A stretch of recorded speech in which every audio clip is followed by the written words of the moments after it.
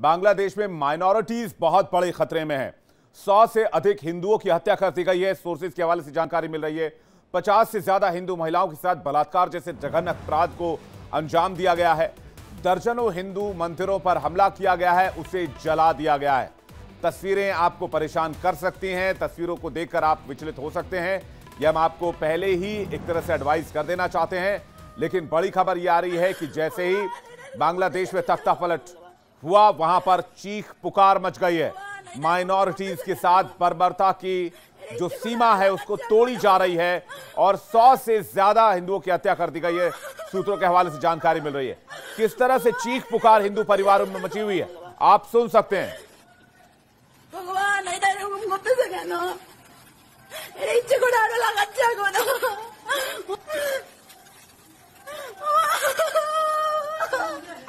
भगवान इधर को कुछ। बांग्लादेश में हिंदुओं पर अत्याचार की सारी सीमाएं तोड़ी जा रही हैं। बांग्लादेश में माइनॉरिटीज इस वक्त सबसे बड़े खतरे में है और चुन चुन कर उनको निशाना बनाया जा रहा है। यह बात भारत के लिए परेशान करने वाली है, क्योंकि भारत हमेशा से पड़ोसी मुल्क के अंदर जो अल्पसंख्यक रह रहे हैं उनकी चिंता करता रहा है। अंजनी के पास चल रहे हैं, उसके बाद नवीन आपके पास आएंगे। अंजनी, ये एक चिंता की बात है और उस पर आज विदेश मंत्री एस जयशंकर ने बयान भी दिया है।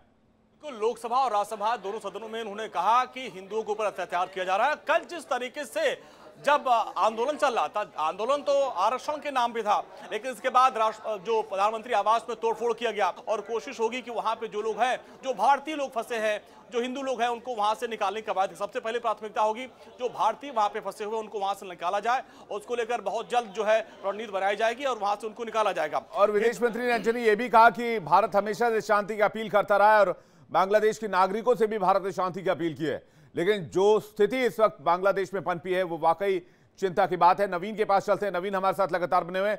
नवीन, जो स्थिति और जो हालात बांग्लादेश में हैं, खासकर हिंदुओं के खिलाफ जिस तरह से वहां पर प्रदर्शनकारी एक्शन कर रहे हैं या फिर जिस तरह से अपराध को अंजाम दे रहे हैं, उसे लगता है कि कहीं ना कहीं इसमें आईएसआई जो पाकिस्तान की खुफिया एजेंसी है और पाकिस्तान के कुछ कट्टरपंथी नेताओं का हाथ है।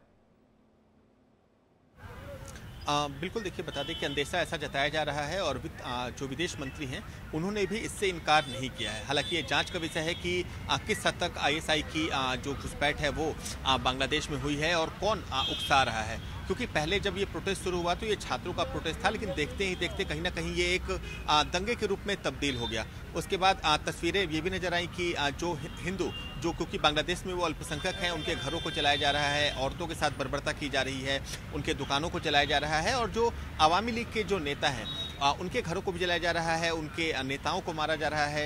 एक बहुत प्रसिद्ध पूर्व क्रिकेटर है बांग्लादेश के मशरफ मुर्तजा, जो अवामी लीग से अभी के समय सांसद थे, शेख हसीना की जो सरकार थी उसमें सांसद थे, उनके घरों को जला दिया गया, उनकी भी तलाश की जा रही थी।